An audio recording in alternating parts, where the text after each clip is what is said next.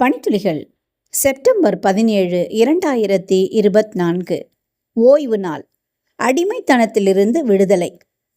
நீ எகிப்து தேசத்தில் அடிமையா இருந்தாய் என்றும் உன் தேவனாகிய கர்த்தர் உன்னை அவ்விடத்திலிருந்து வல்லமையுள்ள கரத்தினாலும் ஓங்கிய புயத்தினாலும் புறப்பட பண்ணினார் என்றும் நினைப்பாயாக. ஆகையால் ஓய்வு நாளை ஆசரிக்க உன் தேவனாகிய கர்த்தர் உனக்கு கட்டளையிட்டார். உபாகமம் 5:15.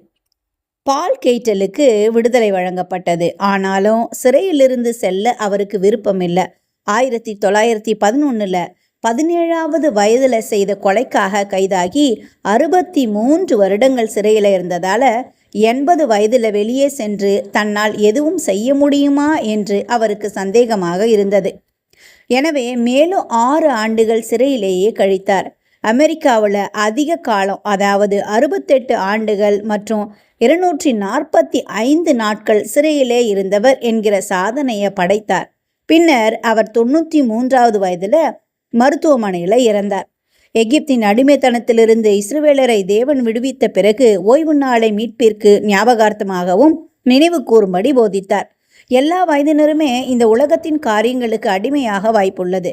தேவன் தங்களை விடுவிப்பார் என்பதை அவர்கள் தங்களுக்கு நினைவுபடுத்தி கொண்டே இருக்க வேண்டும்.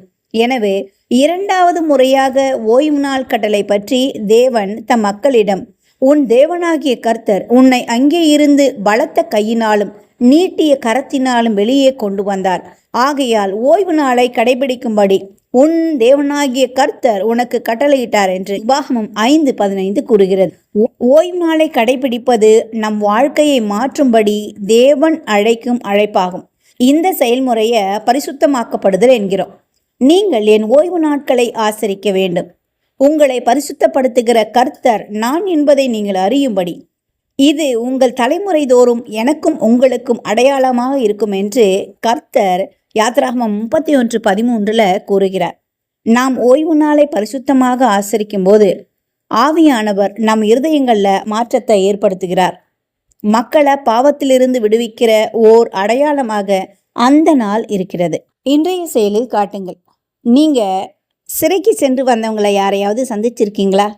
அப்படி சந்திச்சிங்கன்னா கம்பிகளுக்கு பின்னால் இருப்பது எப்படிப்பட்ட அனுபவமாக இருந்துச்சுன்னு சொல்லி அவங்கக்கிட்ட கேளுங்க.